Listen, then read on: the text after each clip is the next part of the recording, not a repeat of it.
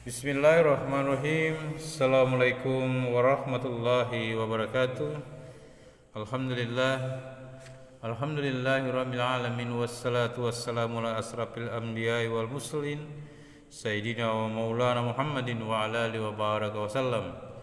Sahabat yang selalu dirahmati Allah Subhanahu wa taala, di video kali ini saya kembali akan membacakan sebuah kisah yang sangat inspiratif dari bab kisah-kisah sahabat dalam kitab Fadil Amal, yaitu sebuah kisah tentang dua sahabat Muhajirin dan Ansar yang berjaga malam dan sahabat Ansar terkena panah ketika sholat.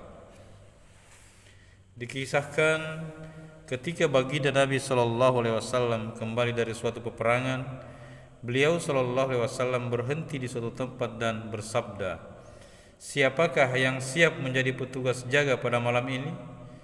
Ammar bin Yasir radhiyallahu anhuma dari kalangan Muhajirin dan Abbad bin Bishr radhiyallahu anhu dari kalangan Ansar berkata, "Kami berdua siap bertugas jaga malam ini." Kemudian baginda Nabi SAW menyuruh mereka agar bertugas jaga di sebuah bukit yang kemungkinan musuh bisa datang dari arah tersebut. Keduanya pergi ke bukit tersebut dan setibanya di sana, sahabat Ansar berkata kepada saudara dari kaum Muhajirin, "Mari kita bagi malam ini menjadi dua bagian. Bagian malam pertama aku yang bertugas jaga dan engkau beristirahat.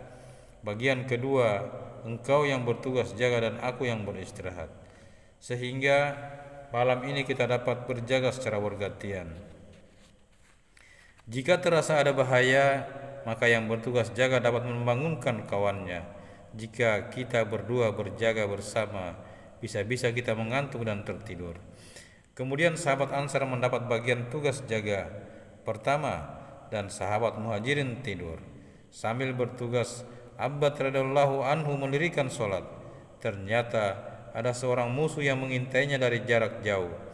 Musuh itu membidikkan anak panahnya ke arah Abbad radhiyallahu anhu, tetapi Abbad radhiyallahu anhu tetap tegak, tidak goyah sedikit pun.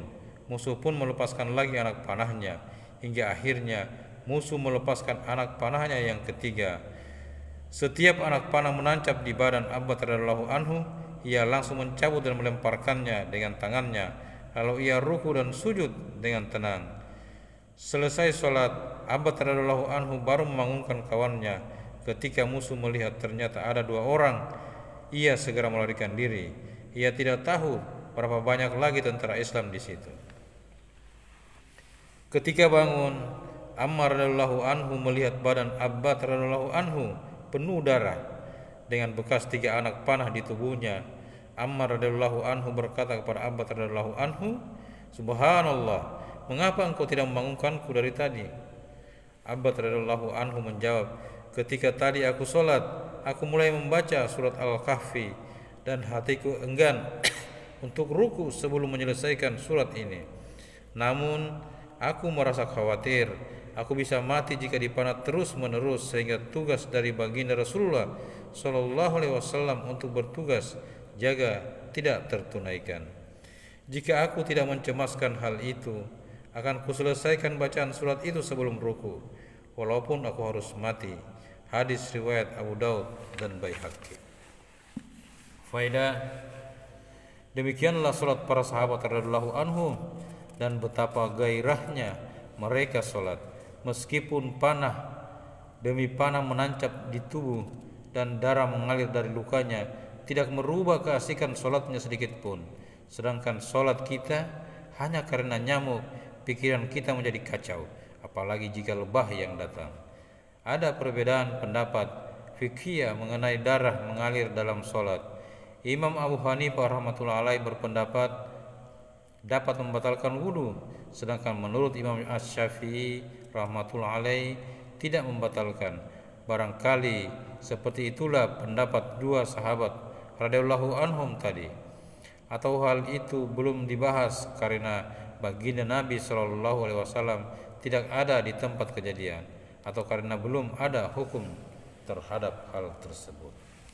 Alhamdulillah, Baru saja kita mendengarkan sebuah kisah tentang kisah dua sahabat Muhajirin dan Ansor yang berjaga malam, dan sahabat Ansor terkena panah ketika sholat.